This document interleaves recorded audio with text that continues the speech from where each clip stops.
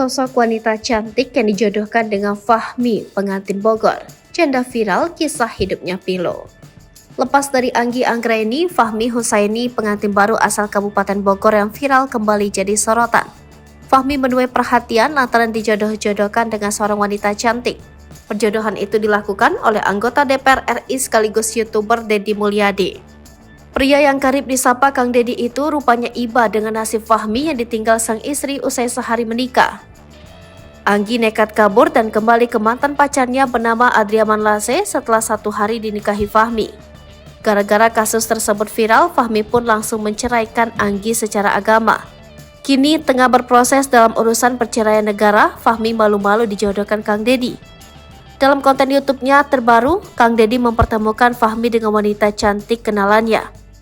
Dia adalah Teh Ende, driver ojol viral yang dikenal memiliki paras menawan. Pertama kali bertemu Teh Ende, Fahmi salah tingkah. Bahkan Fahmi tegas menyebut Teh Ende lebih cantik daripada mantan istrinya Anggi.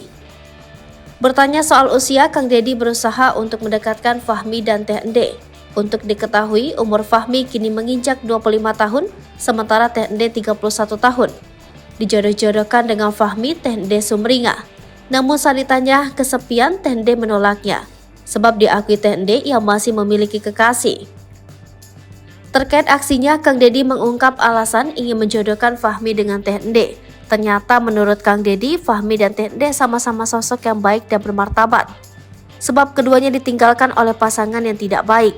Sosok wanita cantik yang dijodohkan dengan Fahmi, Teh Ende nyatanya pernah viral di media sosial. Teh Ende dikenal sebagai driver ojol cantik yang kisahnya pernah disorot Kang Deddy.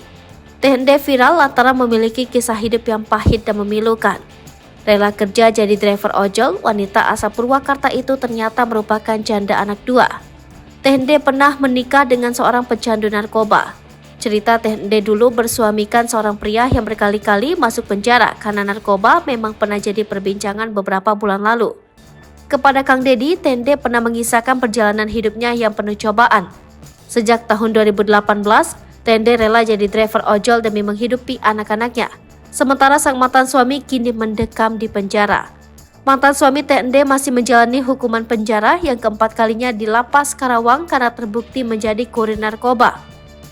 Jadi single parent, Teh Ende tetap telaten mengurus anaknya yang masih berusia 7 tahun. Di tengah kesibukannya, Teh Ende nyatanya aktif membuat konten TikTok bertemakan driver ojol viral. Dalam sehari, Teh Ende memiliki penghasilan 20-50 ribu rupiah. Kendati demikian, nama Teh Ende kian tenar usai kerap masuk konten YouTube Kang Deddy. Kini Teh Ende punya 50 ribu pengikut di akun TikToknya.